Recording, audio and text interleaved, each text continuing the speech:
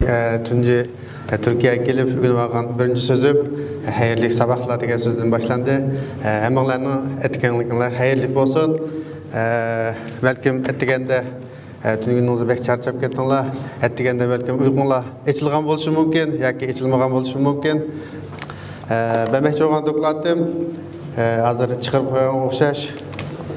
Uygur diyarımızda köp şiraydıgan rak kesellik, onun hazırı ve kelgisi. Bu temanı tanlaşta özüm şu 5. qadamlıq Uygur Akademiyasındaki xabar kelgandan keyin köp oylandım. Endi men qandaq temalarni sunsam bo'ladi degan to'g'risida biraz o'ylangandan keyin birinchisi o'zimningki shu o'zimizning rayonda 10 yillik kliniklik doktor bo'lgan tecrübe sabaqlarım. Şu jarayonda o'zimizningki rak kasalliklar doktorxonasida birdan-bir sanaladigan Abdumrayillik o'zimiz kasalliklar doktorxonasida 10 yil o'zim vrachlik qilganligimdan shu jarayonda his qilganlarim shu asosda shu his tuyg'ularim bilan ustozlarimizdan ilhom olib bo'libmi ustozlarimiz degan vaqtida shu Abdumrayillik men Abdumrayillik deb sanayman. Abdumrayillik o'smir kasallik doktorxonasininki birinchi qatimliq qurg'uvchilari shu Yaponiyaga chet ellik o'quvchilarni chiqarish programmasiga tunji qatim qatnashgan Nurabdiselim degan ustozimizning qo'lida men to'p-to'g'ri ustozimiz 88-yili Yaponiyada 2 yillik bo'libmi shu Ashqazara to'g'risida. Demak bizning rayonimiz Ashqazaraga intayin ko'p bo'lgan rayonlarning biri bo'lg'achqa ustozimiz Ashqazara to'g'risida Ashqazaraga dastlabki diagnoz va qanday davolash shu to'g'risida bilim oshirib kelib bizga dars o'tgandan keyin menda nihoyat cho'nqur bir xil ta'sir paydo bo'lgan. Shundan keyin ustozimizning yo'lini tutishni oxiri men o'qish bitgandan keyin ustozimizning yo'li orqali Abdumrayillik o'smir kasallik doktorxonasining xirurgiya bo'limiga xizmatga tushib 10 yillik shu o'zimning o'tkazgan bir qism tajriba saboqlari, his qilganlarim bizning diyorimizga bemorlarimizningki azoblari mushlarni biz qanday hal qilishimiz kerak. Bir ustozimiz yenib kirdi. Shuning bilan nurg'un ishlarni boshladi. Nurg'un yangi texnikalarni olib kirdi, lekin bir odamning kuchi bilan nurg'un ishlar amalga oshmaydi. Shu ustozimizning birdan-bir orzusi o'zimga o'xshash, ya'ni nurg'un shogirdlarni yetishtirsam degan orzu dedi. Ham shu klinikalik 10 yillik xizmat bergan bilimida meni dastlabda Yaponiyaga chiqib, texmi yangi bo'lgan texniklarni egallab kelishni buyurganlikdan men Yaponiyaga o'qishni tanlagan. Shunga hamda shu temaniki tanlashda yanıla men o'zimizning diyoridagi shu bo'libmi shu 10 yil jarayonida ishlagan bir qism o'zim ham atrofimizdagi xizmatchilarimiz to'plagan bir qism materiallarni foydalanish orqali diyorimizdagi ko'p uchraydigan shu rak kasalliklarniki hozirgi tarqalish ahvoli nadanagacha qaysi rayonlarda ko'p, qaysi millatlarda ko'p, ularningki tarqalish doirasida nisbatida qanday o'zgarishlar bor. Biz intayin ko'p millatlik o'rtaq yashagan bir rayon ekanmiz. Bizning irqiy farqimizmi o'xshash emas. Shuning asosan shu farqlarni irg'ib chiqib, yangi texnikalarni ishlatib, biz rayonimizningki alayligiga mos bo'lgan yangi bir diagnoz yoki davolash usulini tepib chiqishga bo'lamdi bo'lmamdi degan asosda bir qism o'ylaganlarimni ko'pchilikka sunmoqchiman.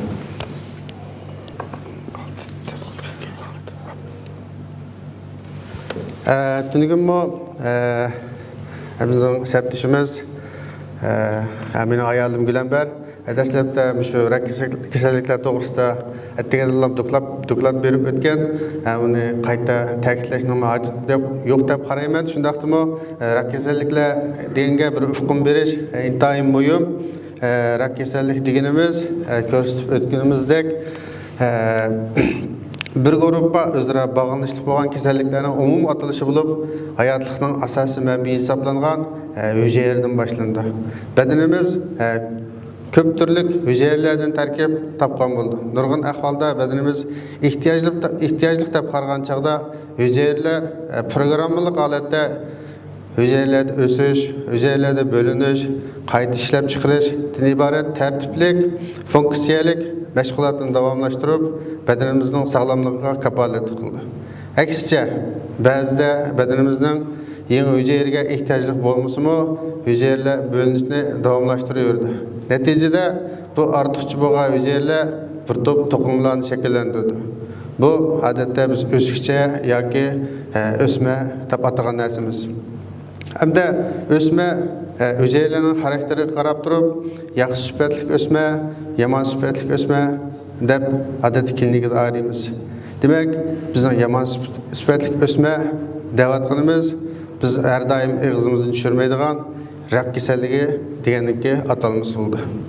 Demek rak keselligi deganimiz rak genininki g'ayirligidan paydo bo'lgan, o'z kontrolligini yo'qotgan, buyruqsiz, tertipsiz, programmasiz o'sadigan shunday hücrelerning umum atılışı deb tushunsak to'g'ri bo'ladi deb o'ylayman.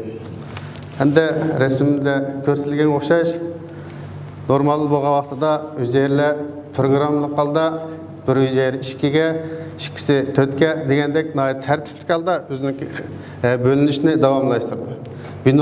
Binormal bo'lgan vaqtimizda shunga o'xshash intayin tertipsiz, buyruqsiz, programmasiz holda o'zliksiz g'ayri holatda ko'payib mengayverdi. Shuning bilan biz odatda klinikada qo'limiz bilan tutqun bo'la oladigan shunday hücreler to'pi odatda onun 6-darajga bo'lgan holatda aran aşkıl hücreler topunu 1 gram etrafında deb qaraymiz. 1 gram narsani ko'pchilik balkim o'lchab bo'lgan bo'lishi mumkin. Demek 1 gram holatga kelish uchun hücreler onun 6-darajadan yuqori holatda to'plashib ko'payish kerak.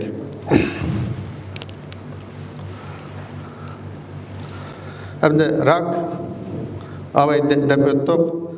Nima uchun shuncha qo'rqinchli deb qaraymiz? Rak o'zi paydo bo'lgan o'rindan yo'tkilib, badanning har qaysi organ to'qimalarga tarqaladi. Mana bu menimcha rakning eng qo'rqinchli tarbi deb qarasak to'g'ri bo'ldi. Demak, rak asli ma'lum bir normal bo'lgan hücreler tertipsiz, programmasiz o'sib ketilganligi uchun u aslidagi o'rinda jim turmaydi. U yoqqa, bu yoqqa tarqalib, boshqa o'rinlarda o'ziga loyiq bir uv yasashni, badanning har qaysi hücrelerini normalni ijtimoiy munosabatini qilishtirishchanlik qildi. Shuning bilan bu badanning har qaysi hücrelariga sesdi. Mana bu uning eng qo'rqinchli tarbi. Demak, rak hücreleri aslidagi o'rindan qon tomirlarga kiralaydi, limfalarga o'sib o'talaydi. Anandan başka öz dairesidagi tomir limfalarni alqib, başka a'zo organlargacha, jiroqlargacha yo'tkilib, hayotimizga xavf yetkazdi. Demak, jigarga boradi, o'pkaga tarqalib boralaydi, suyak tarqalib boralaydi, hatto miyamizga tarab boradi.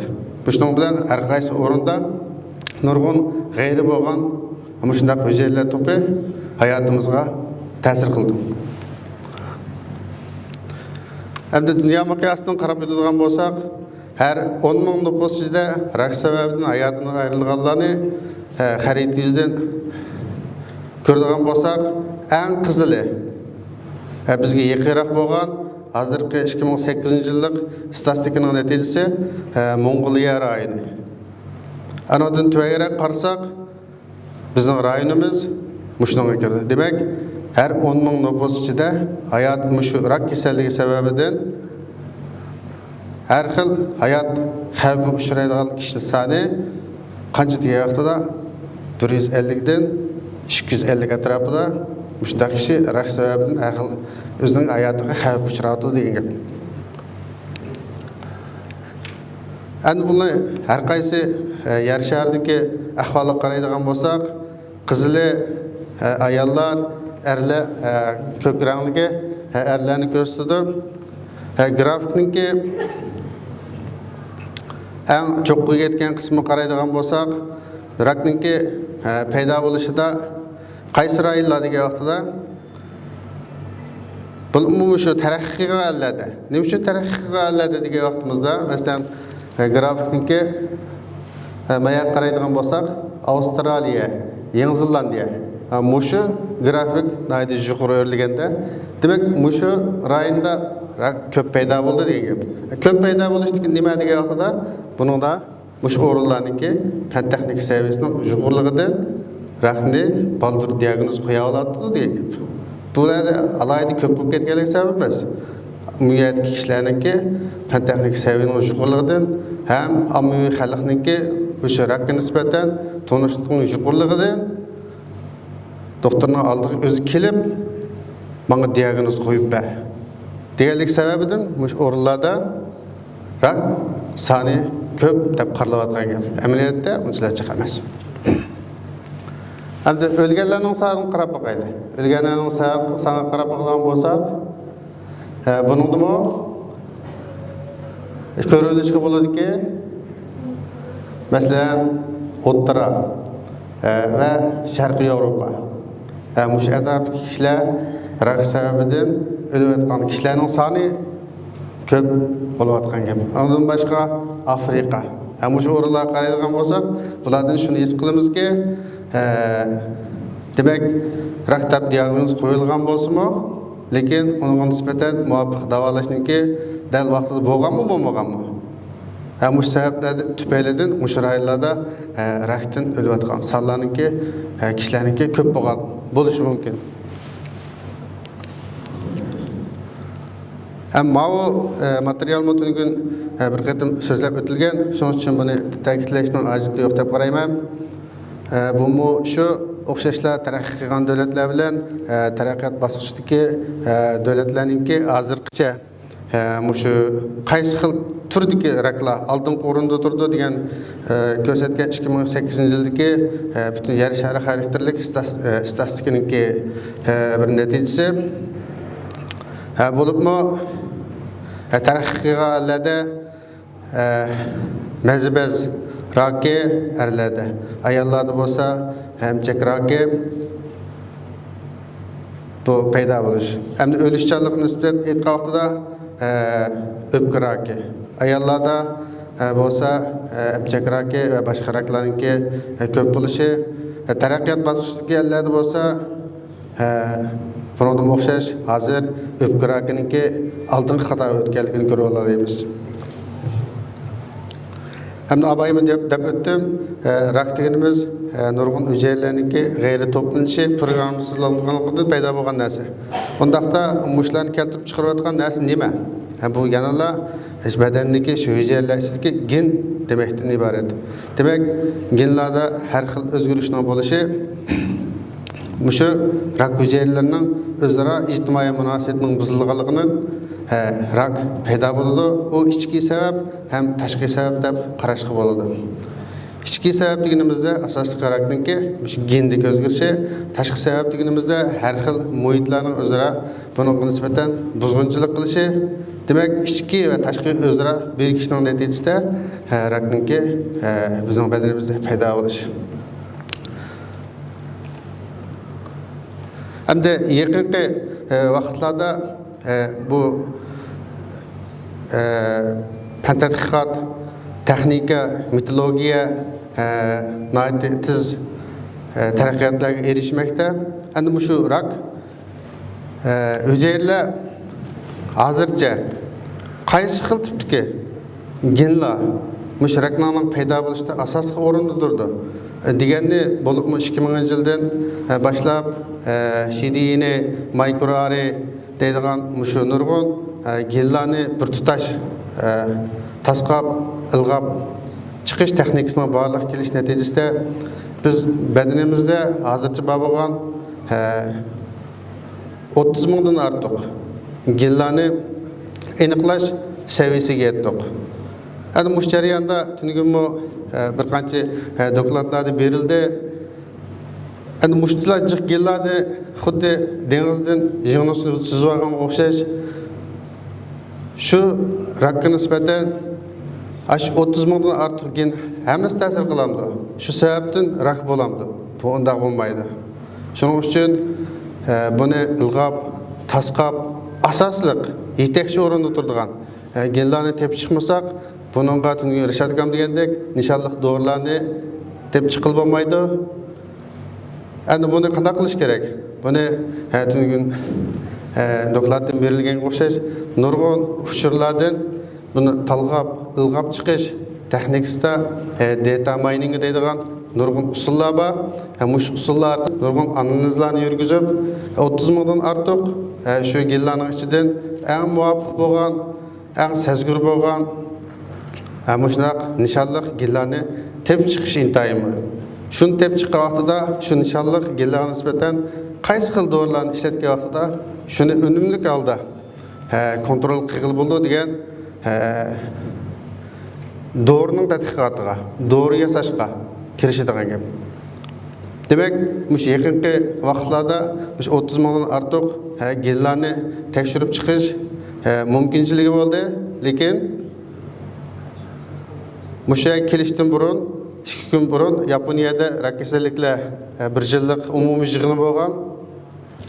Mushundan egallagan bir qism uchurlarda ham o'tgan yilgi chiqqan maqoladan qirg'an vaqtida rakda har bir rakda eng asosli bo'lgan yetakchi gen 8 bo'ldi deb qaralyapti.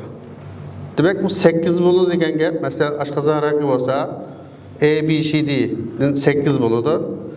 Boshqa, masalan, matka rakida yoki BCD mandaq bo'lishi mumkin-da. Demak, bular o'zaro moslashadi. Masalan, oshqozon rakida asosli yetakchi bo'lgan bo'lsa, matka rakida asosli bo'lishi mumkin. Demak, bularda o'zaro bir-birisi bilan munosabat, ya'ni communication bo'ladi ekan. Demak, cho'qinimiz mushu rakni paydo qiladigan yetakchi genlar odatda biz nurg'unlarni izlagan bo'lsak-mu, yanada mush bir qancha nuqtaliq a'zolarning, nuqtaliq raislarning yetakchiligida qilgan ishlarni o'rlashtir degan gap. Demak, bular bir to'rlashgan sistem ichida harakat qildi. Uning markaziy ideyasini ifodalaydigan nuqtaliq yetakchi genlar bo'ldi. Uning atrofida shunga moslashadigan, xizmat qiladigan qo'shimcha genlar bo'ldi, to'liqliqchilar bo'ldi demakchi. Demak, endi ashundaq yangi texnikalarniki ijod qilinishi natijasida nurg'unlagan uchurlarni tez suratda statistikalik analiz qilish iqtidorining yetilishi natijasida mushtaq 30 mingdan ortiq badanimizda bor bo'lgan genlarni hozir nihoyatda yig'inchoqlash dan iborat mushundaq bir xil natijalarga erishyapmiz demakchi. Hamda tuvandagi so'zlamoqchi bo'lganim mush maqolaning asosiy negizlik ideyasi bo'ldi. Ya'ni rayonimizda hozir ahvoli zanatdagicha.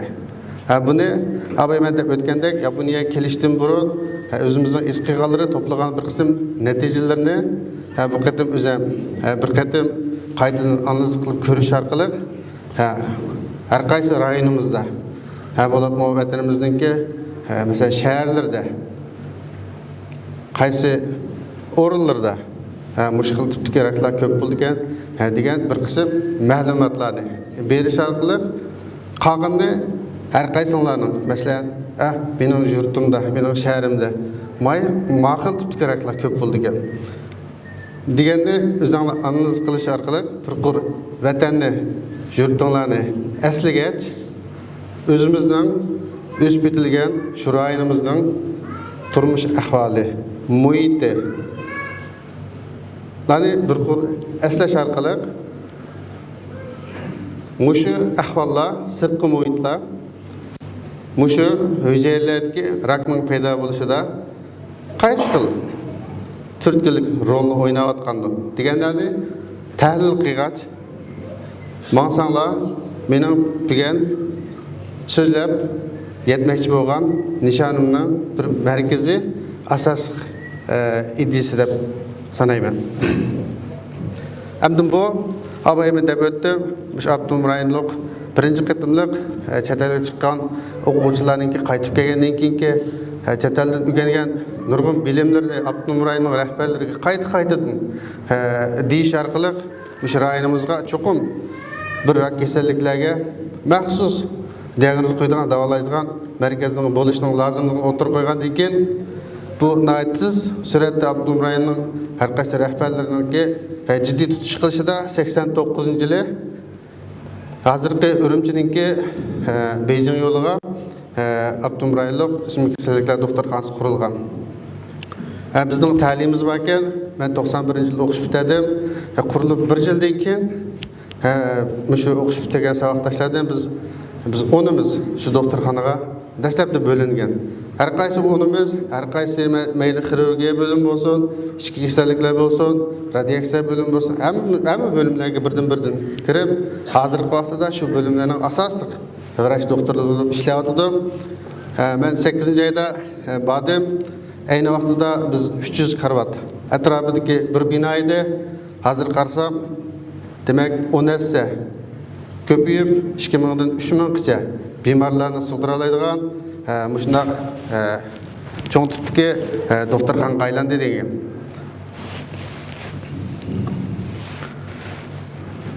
Әбді диярымызда азыр алдыңғы қатардыке 10 мұшы яман сүпәтлік өсме неме деп қарлыға вақтымызда şu докторхананың әйні вақтыдыке 17 мың бимарныңке үшчөріне көріп бақылаған болсақ, bizde degендек матка бойын раке бірінші орында тұрды.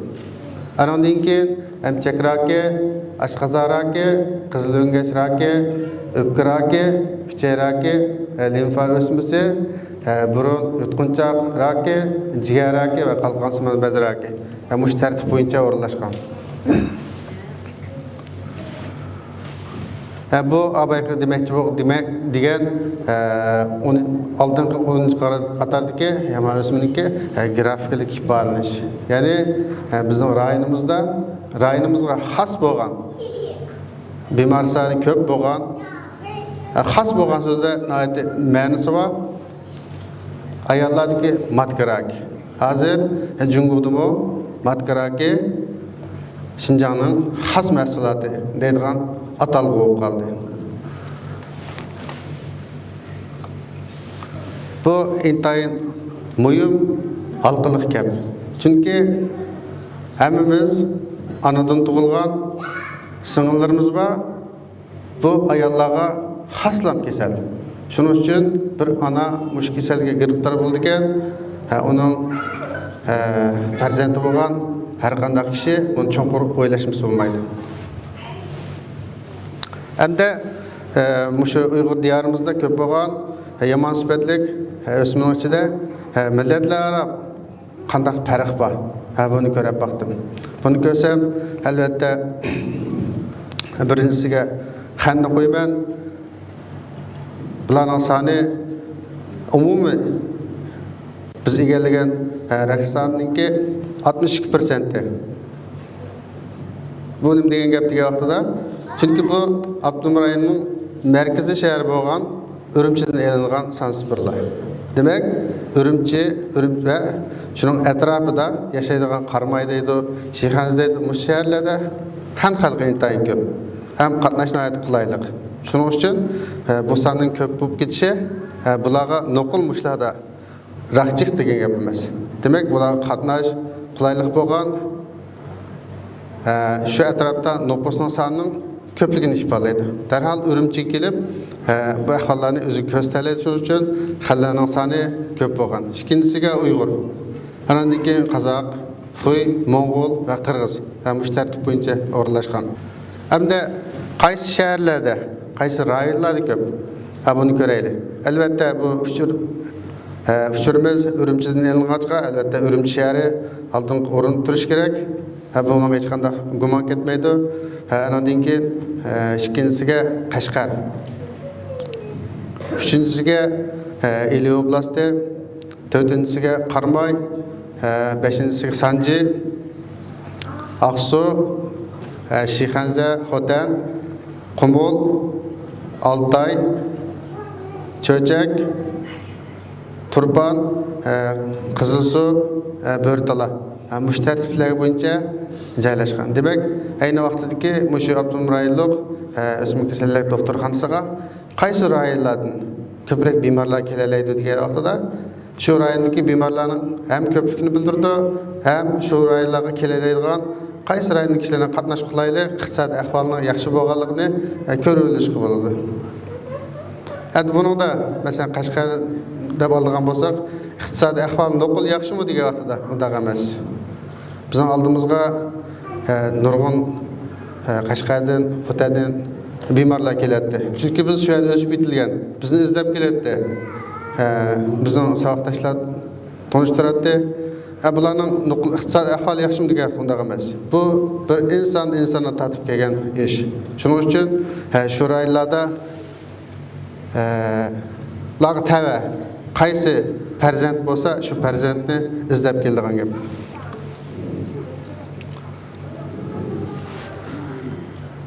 Hamda shu har qaysi raklarninki rayonlarda, shaharlardagi tarqalishiga qarab boqadigan bo'lsak, abay degandek Matkaraki, Qashqar, Aqsu, Xotan.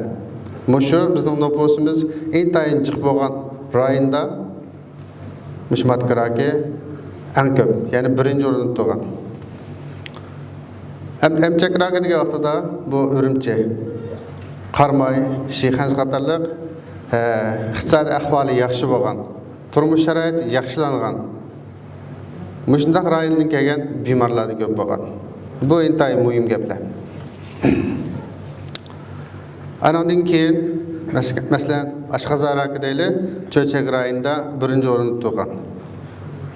Bu mu shu rayonlardagi kishilarning turmush odati va muhit nurg'un sirtqi muhit bilan munosabatli bo'lishi mumkin.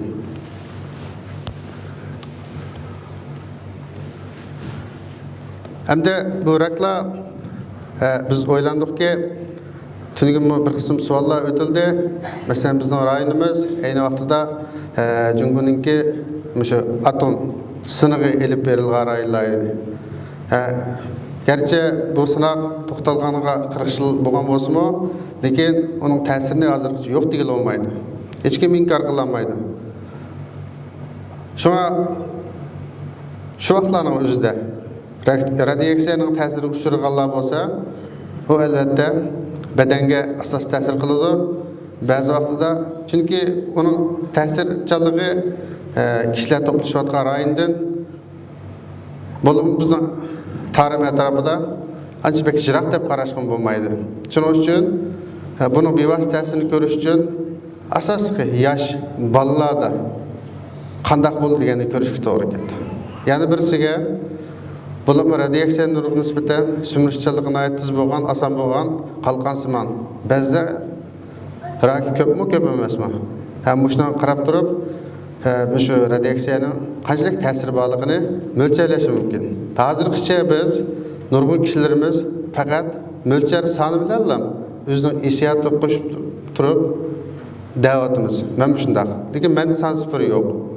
Endi buni qanday qilish kerak? Bunday son sifirlarni bundan keyingi yangi texnikal usullar bilan buni elishimiz kerak. Bizga isbot bo'lish kerak.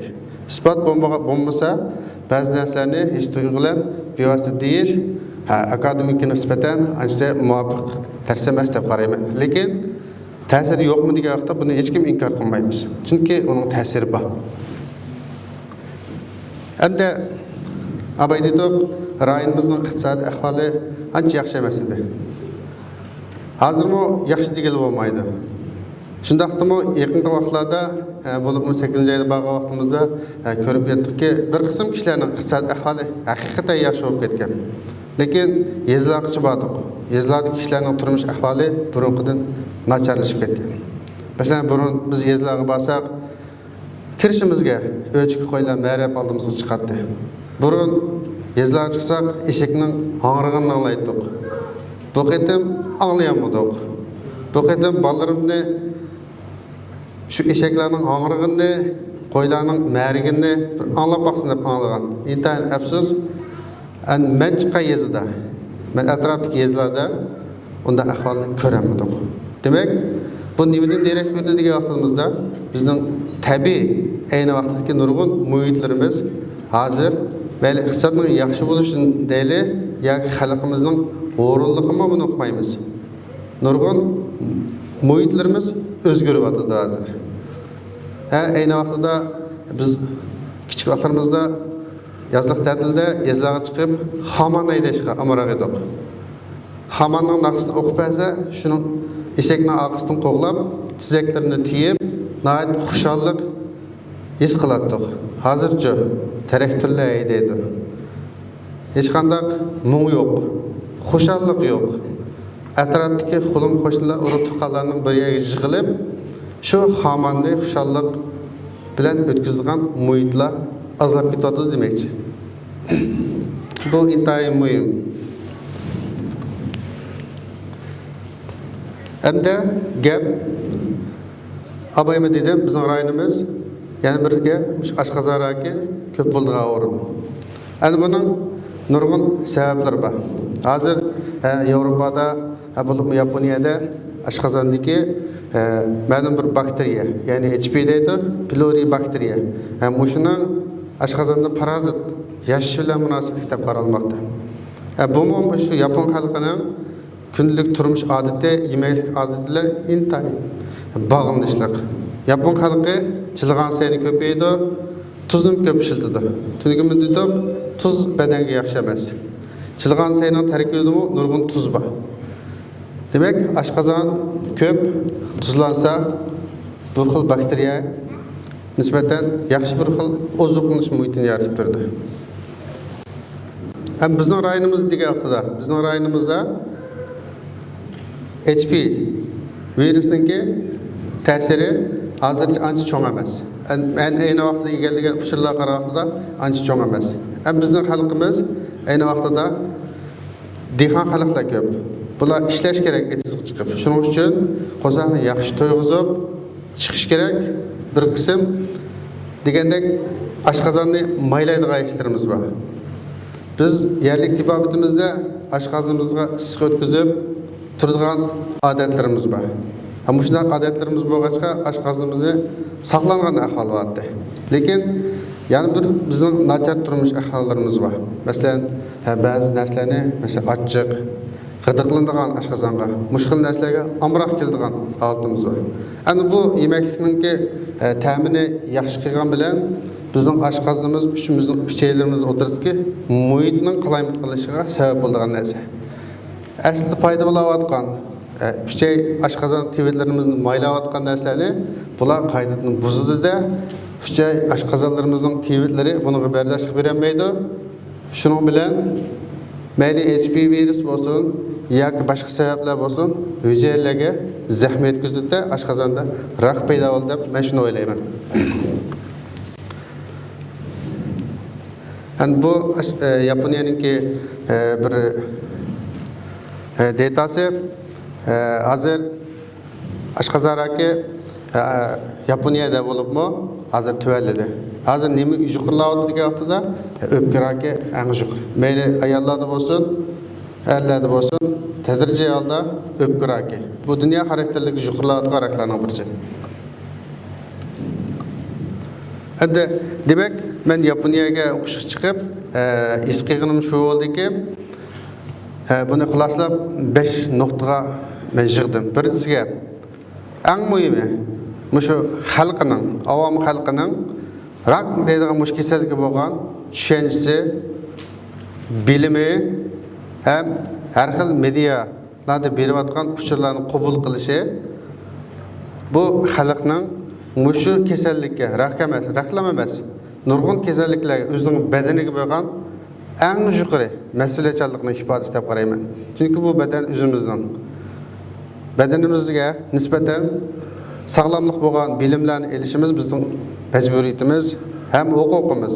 Demak, mush xalq mushkil kasalliklarga nisbatan noit ilmiy bo'lgan, noit qiziqarli holda badanning sog'lomligini saqlash uchun mushundaq bilimlarni o'rganishga amroq, qabul qilishga amroq Hatta sorab, izlep bilip kamrak. Bu birisi. İkincisi, bu devletninki yani bir mühim bo'lgan stratejiyasi bu devlet har qanday kishiga sog'lomlik istirxonasi bor. Mayli o'quvchi bo'lsin, ishchi xizmatchi bo'lsin, bu intayin mühim. Bu bir devletninki shu devletning qanday bo'lishiga munosabatli.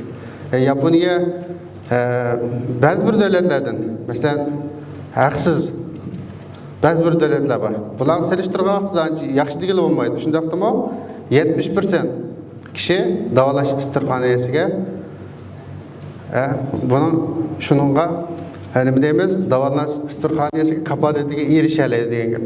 Mayli o'quvchi bo'lsin, ayda masalan yapon pulda 1000 yen deymiz, yoki 1500 yen atrofida to'lab qo'ysa, o 70% davolash istirxonasiniki kapolatiga erishadi. Demak, bir doktorning oldiga xotirjam pul bo'lmasmi, men mandaq kasal bo'lgandim deb bora oladi. Lekin bizning rayonimizda oldi bilan balnisi kirsa, pul to'la. Manchi pul to'lamasam, balnisga olmayman, dori yozmayman deydigan mushundaq ahvollar bor.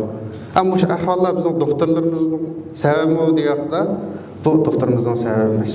Doktorlar bo'lsa bizning axloqiy o'lchimimizda bemorlar uchun mangulik xizmat qilish bizning majburiyatimiz, ham biz xalqning chaqiri. Biz mana shunday o'rgandik.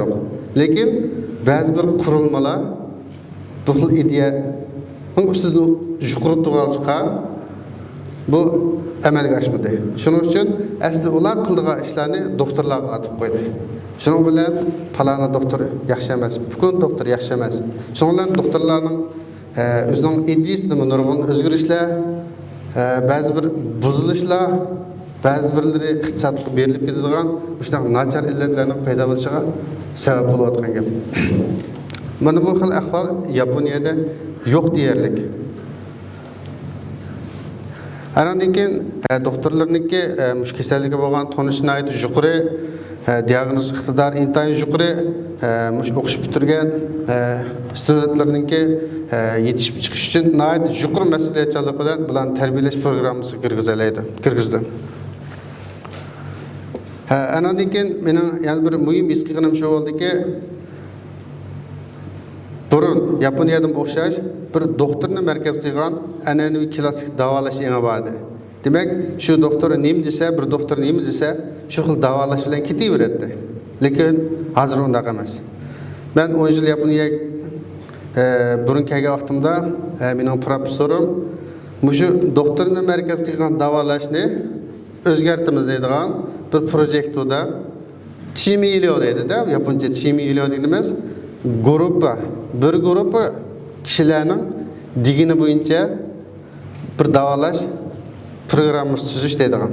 Buni 10 yil bo'ldi. Hozir bu har bir kishining ehtiyojiga, kishining badandagi rahmning o'xshamaydigan turiga qarab turib, odamaydi yili deb qo'ydi hamda yaponcha. Har bir kishiga qarab turib davolash deydigan mush seviyaga hozir ekeldi. Demak, mush degan gap shu bemorni nishonliq davolash degan gap. Nishon bo'lmaydi. Hammasiga o'xshash dori bas bo'lmaydi, o'xshash operatsiya usulini qo'llansa bo'lmaydi. Demak, mushkil ongni tugatmasa, mutaxassislar o'tirsida yaxshi bir xil ijtimoiy munosabat shakllanmaydi. Bemorlar bilan doktorlar o'tirishda yaxshi bir o'zaro ishonch bo'lmaydi. Buni o'zgartirish kerak. Ham buni demoqchi bo'lganim, bizning rayonimizda bu xil ahvollar o'zgargani yo'q. Bir doktor nima desa, shu bo'yicha mangdigan aql bor. Ham Ashqazorga buni qurilmasini ko'p so'zlamayman. Bu Ashqazorniki dastlabki bayqilishda xalqaro dunyoga to'kib qo'shganlar yana mush yaponlik kishilar. Yani Yaponlar aşqazan eynigini dastlabda ijod qilgan kishilar. Demak, eynak orqali bevosita aşqazanni kuzatish mush iqtidorni Yaponlar ijod qilgan. Hozir bu texniklik jihatda yengillish bo'lib, hatto shu aşqazan tvitining ostidagi qon tomirlarning qayerdan qayergacha qaysi xil yo'nalishda mang'alaydi degancha hozir abay degandek bizda nurg'un kameralar bo'lib ketdi. Yildan yilga yangilanadi. Yildan yilga yangilanadi. Mushundaq yangi texnikalarni o'zaro kirishtirish orqali hozir nihoyatda yaxshi diagnoz usul qo'llanadi. Demak, mushkil baldur bayqildigan rak bo'lgandan keyin uni baldur davolab saqaytish imkoniyati bor degan gap. Hamda oxiri 1 minutlam deyman. Bundan keyin qanday bo'ladi? Bundan keyin qanday bo'ladi degan vaqtida, ya'ni mushu o'zaro uchirlashib ketgan nurg'un uchurlarni bir-biriga bog'lashtirish. Tug'liq akamizning statistikalik kuchidan foydalanish. Bu intayin muhim. Chunki bizda uchur intayin ko'p. Bu uchurlarni analiz qilib, bir yerga olib kelib, mening yo'lim yoqqa, mening mushaqqa deydigan bu statistikalik analizchilarning zo'r kuchi. Demak, bizning tibobitimizga mana shundaq har qaysi sohalardagi mutaxassislarning kuchi kiryapti degan gap. Ham shularning kuchi orqali doktor shu bemorga nisbatan bemorning o'ziga xos bo'lgan bir davolash programmasini tuzadi. Shunda bu vaqtida u bemor eng yaxshi bo'lgan, eng unumli bo'lgan nishonliq davolash fursatiga erishdi. Shundaq yaxshi bo'lgan texniklar bizning rayonimizda intayin kam. Ularmi mushkil texniklarga, mushundaq uchurlarga muhtoj. Bizning vazifamiz mushlarga qanday qilib yetkazish. Yetkazishlar emas. Ularni amalda tarbiyalab, mushkil saviyaga yetishtirish. Menimcha biz akademiklarning eng muhim bo'lgan bir mas'uliyatimiz ham majburiyatimiz deb qarasak, menimcha to'g'ri bo'lishi mumkin. Mening so'zim o'sha tamom. Rahmat sizlarga.